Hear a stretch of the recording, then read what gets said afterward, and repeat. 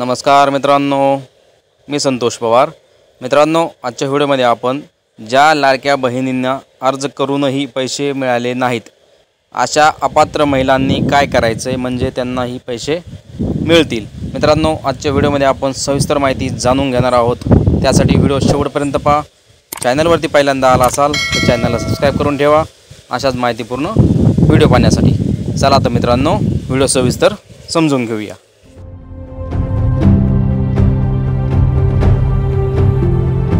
मित्रांनो, लाडकी बहीण योजना ज्या महिलांना पैसे पडले नाही आहेत त्या महिलांसाठी हा व्हिडिओ अत्यंत महत्त्वाचा होणार आहे। तुमचा अर्ज नामंजूर झाला असेल त्यांनीही हा व्हिडिओ लक्षपूर्वक पाहावा की अर्ज नामंजूर कशासाठी झाला आहे, त्याचे कारण काय आहेत। आजच्या व्हिडिओमध्ये आपण सविस्तर माहिती स्टेप बाय स्टेप पाहणार आहोत, त्यासाठी व्हिडिओ शेवटपर्यंत पहा। मित्रांनो, लाडकी बहीण योजनेसाठी ज्या महिलांनी अर्ज केलेले आहेत ते अर्ज अपात्र का ठरले त्याचे कारण थोडक्यात पहा। ज्या महिलांच्या कुटुंबाचे एकत्रित वार्षिक उत्पन्न 2.5 लाखापेक्षा जास्त होतं, म्हणजे मित्रांनो ज्या कुटुंबाचं वार्षिक उत्पन्न हे 2.5 लाखाच्या पुढं आहे अशा महिला यासाठी अपात्र ठरल्या आहेत। त्याचबरोबर ज्या महिलेच्या कुटुंबातील सदस्य आयकर विभाग म्हणजे इन्कम टॅक्स भरत आहेत अशा महिलाही यासाठी अपात्र ठरल्या आहेत। आणि ज्या महिलांच्या कुटुंबातील सदस्य हे कंत्राटी कर्मचारी किंवा सहकारी कर्मचारी आहेत म्हणजे सरकारी नोकर असतील त्याही महिला यासाठी अपात्र ठरल्या आहेत। तसेच सदरील महिलेला जर इतर कुठल्या शासनाच्या योजनेचा लाभ चालू असेल अशाही महिला या योजनेसाठी अपात्र ठरल्या आहेत। तसेच मित्रांनो, ज्या महिलांच्या नावावरती 4 चाकी वाहन आहे अशा महिलाही यामध्ये अपात्र ठरल्या आहेत।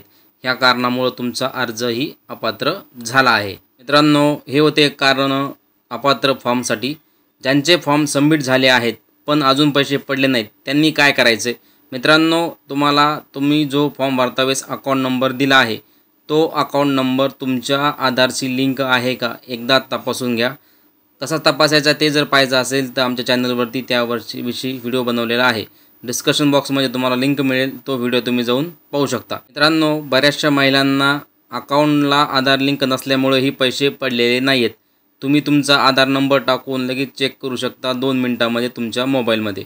मित्रांनो, त्याचबरोबर तुम्हाला एक छोटंसं उदाहरण देतो आहे की तुम्ही समजा एक्झाम्पल SBI बँकेचं अकाउंट नंबर दिला असेल फॉर्म भरतावेळेस आणि तुमचं जर आधार सीडिंग पोस्ट ऑफिसमध्ये असेल तर तुम्हाला पोस्ट ऑफिसमध्येच पैसे जमा होणार। ज्या बँकेसोबत आधार लिंक आहे त्याच बँकेला पैसे जमा होतात।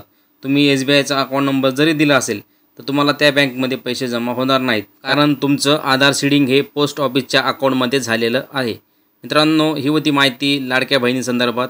माहिती जर समजली असेल तर व्हिडिओला लाईक करा। चॅनलवरती पहिल्यांदा आला असाल तर चॅनलला सबस्क्राइब करून ठेवा अशाच माहितीपूर्ण व्हिडिओ पाहण्यासाठी। आणि तुमचे काही प्रश्न असतील तर कमेंट सेक्शनमध्ये विचारा, आम्ही त्या संदर्भातही व्हिडिओ बनवण्याचा प्रयत्न करू।